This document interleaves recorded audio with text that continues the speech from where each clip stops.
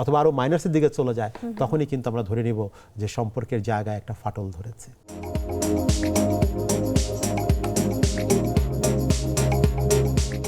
আমরা অনেক সময় বুঝতে পারি যে আমাদের সম্পর্কগুলো ভঙ্গুর হয়ে পড়ছে না, যে এই সম্পর্কগুলো থেকে দেখা যাচ্ছে আস্তে আস্তে দুজনেই বুঝতে পারেন, দুজনে বোঝার একটা জায়গা তৈরি হয়। সেই লক্ষণগুলো যদি আলাদা আলাদা করে যদি আপনি বলেন তাহলে কি কি আসবে? মানে সম্পর্কের ভাঙনের জায়গায় আমরা যাচ্ছি। তারপরে যেটা বললাম যে সব শেষের দিকে শুরু করি, যখন একটা স্টোন ওয়াল তৈরি হয়ে যাবে, একটা পাথরের দেয়াল তৈরি হয়ে যাবে, যে দেয়ালটি অতিক্রম করে একজন আরেকজনের কাছে কোনোভাবে আসতে পারছে না, তখন কিন্তু একদম শেষ মুহূর্তটা চলে আসে যে সম্পর্কের বিচ্ছেদটি হয়তো এখন চলে আসবে।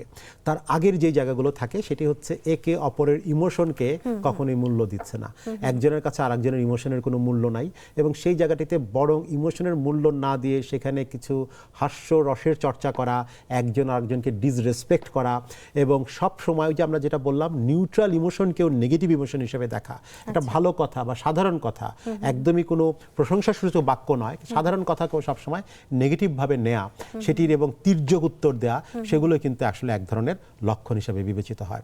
এবং যখন রেশিওটা কম থাকে, আমি বললাম না একটি ইতিবাচক আচরণ, একটি নেতিবাচক আচরণের বিপরীতে 5টি ইতিবাচক আচরণ করতে হবে।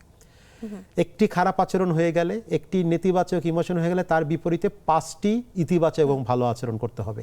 এটিকে 1:5 থিওরি বলেছিলেন গটম্যান।